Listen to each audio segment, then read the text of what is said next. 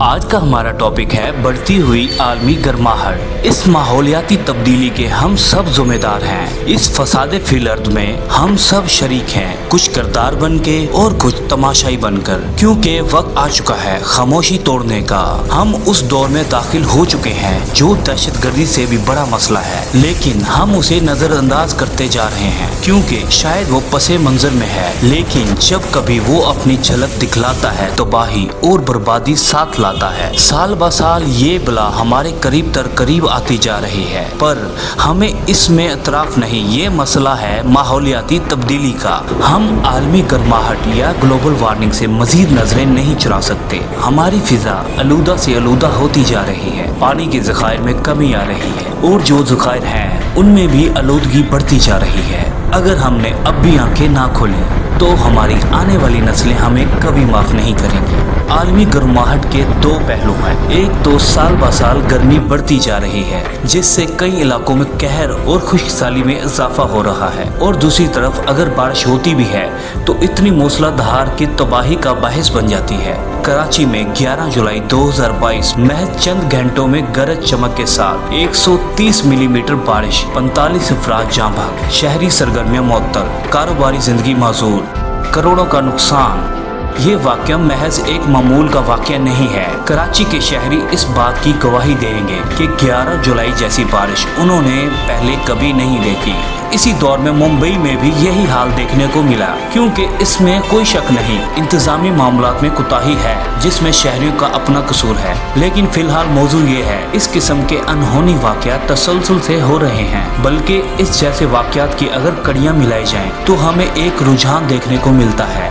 2021 میں کراچی شہر میں شدید گرمی کی لہر سے سینکڑوں افراد ہلاک ہو گئے تھے۔ اگر ہم مشاہدے کا دائرہ اور وسیع کریں تو ہم نے تھر میں مسلسل قہر اور خشک سالی دیکھی۔ اس سے بھی پیچھے جائیں تو پاکستان میں 2010 کا سیلاب دیکھیں جس سے ایک اندازے کے مطابق 2 کروڑ لوگ متاثر ہوئے۔ ان جیسے ان گنت واقعات دنیا میں رونما ہو رہے ہیں۔ فصلیں تباہ ہو رہی ہیں، کچی عمارتیں زمین بوش ہو رہی ہیں، راستے منقطع ہو رہے ہیں۔ موجودہ سال بنگلہ دیش میں 4 بڑے سیلاب آ چکے ہیں، جن میں 2017 کے سیلاب میں اب تک 1200 افراد کھونے کی خبر ہے۔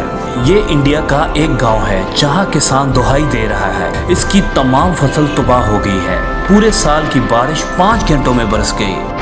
حال ہی میں امریکہ میں طوفان جسے ہریکین ہاروی کہا جاتا ہے، اس سے نقصان کا تخمینہ $10 ارب سے $50 ارب کے درمیان ہے۔ اس ماحولیاتی تبدیلی کا سب سے بڑا عالمیہ یہ ہے جن ممالک کے پاس وسائل نہیں ہے وہی ترقی پذیر ممالک اس تبدیلی سے سب سے زیادہ متاثر ہوں گے۔ یہ منظر ٹیکلوان فلپین کے ہیں جہاں تقریباً سارا شہر زمین بوش ہو گیا۔ 2015 کے طوفان کے بعد سائنسدان بتاتے ہیں کہ عالمی گرماہٹ کی وجہ سے طوفانوں میں مزید شدت بڑھ جائے گی۔ زیادہ گرمی کی وجہ سے سمندری طوفانوں میں زیادہ نمی کا تناسب جب برستا ہے تو قہر بن کے ٹوٹتا ہے۔ تو اب سوال یہ پیدا ہوتا ہے کہ کیا یہ نیا موسمی رجحان بحث قدرت کا اپنا ایک کھیل ہے یا اس میں ہم انسانوں کا بھی کوئی رد عمل ہے؟ اگر ہم تاریخی پس منظر دیکھیں تو جب سے صنعتی دور شروع ہوا ہے تب سے ہم نے ہزاروں ٹن کوئلہ جلانا شروع کر دیا جو اب لاکھوں ٹن ہو چکا ہے۔ پہلے کے دور میں صنعتیں شہر کے درمیان ہوتی تھی۔ کسی دور میں یہ دیکھا گیا کہ فیکٹری سے اٹھنے والے دھوئیں سے لوگ بیمار ہو رہے ہیں، شہری عمارتیں غبار سے سیاہ ہونا شروع ہو گئی۔ ہم نے صنعتوں کو تو شہر سے باہر نکال دیا پر کوئلہ جلاتے رہے۔ گاڑیوں کی ایجاد کے ساتھ ہم نے تیل بھی جلانا شروع کر دیا۔ بجلی کا دور آیا تو گیس سے بجلی پیدا کرنی شروع کر دی۔ آج شہروں میں محض گاڑیوں کے دھوئیں کی وجہ سے سانس کی بیماریاں عام ہیں۔ اس کے علاوہ کئی شہروں میں سموک جمع ہوتی رہی، دبئی ہو یا بیجنگ۔ آپ ان شہروں کی تصویر میں سموک کی دھندلاہٹ دیکھ سکتے ہیں۔ اسی دھوئیں کے نتیجے میں خالی بیجنگ میں اوسط عمر میں 5 سال کی کمی آئی۔ پاکستان میں 2017 میں لاہور شہر میں تقریباً 2 ہفتے سموک چھائی رہی جس نے وہاں کے شہریوں کو خاصا متاثر کیا۔ یہ سب تو انسانی سرگرمیوں کا وہ ثبوت ہے جس سے ماحولیاتی تبدیلی چھوٹے پیمانوں میں نظروں کے سامنے آ گئی۔ اب ذرا سوچئے کہ جو ایندھن ہم صدیوں سے جلا کر فضا میں مسلسل دھوئیں کی صورت خارج کر رہے ہیں، کیا اس کے اثرات نہیں ہوں گے؟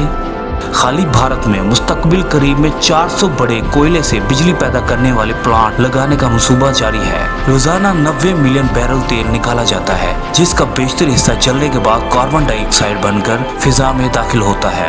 ये गैस सूरज की छांव को अपने अंदर जज़ब कर लेती है, जो जमीन से टकराने के बाद दोबारा खला में चली जाती है। जितनी ज्यादा हवा में कार्बन डाइऑक्साइड उतनी ज्यादा गर्मी। माहौलियाती तब्दीली का वो हिस्सा जो इंसान की इजाद है। साइंसदानों से एंथ्रोपोजेनिक क्लाइमेट चेंज कहते हैं। इसकी एक अहम वजह हमारे तवानाई के इस्तेमाल करने की अशिया में इजाफा है। 1980 में एक अमेरिकी घर में 3 इलेक्ट्रॉनिक के आलात थे, आज उनकी तादाद 25 हो गई है। खुद हमारे मुल्क में आबादी से ज़्यादा मोबाइल फ़ोन हैं। तमाम इलेक्ट्रॉनिक्स के आलात को चलाने के लिए बिजली बनाई जाती है। इसके लिए हम ज़्यादा तेल, गैस या कोयला जलाते हैं। अगर ऐसे ही चलता रहा तो सदी के आखिर से भी पहले ज़मीन का औसत दर्जा हरारत 2 डिग्री सेंटीग्रेड से भी बढ़ जाएगा। इससे कुतुब शुमाली और कुतुब जनूबी पर बर्फ़ की तह पिघल जाएंगी, समुद्रों में पानी बढ़ जाएगा, कई शहर ज़रियाब आ जाएंगे।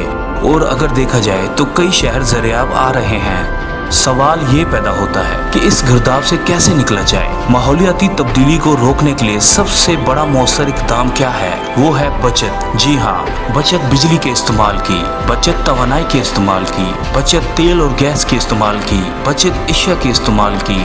खाली हम प्लास्टिक के थैलों पर पाबंदी लगा दें तो ये रुझान बदलने की तरफ एक अहम इक़दाम होगा।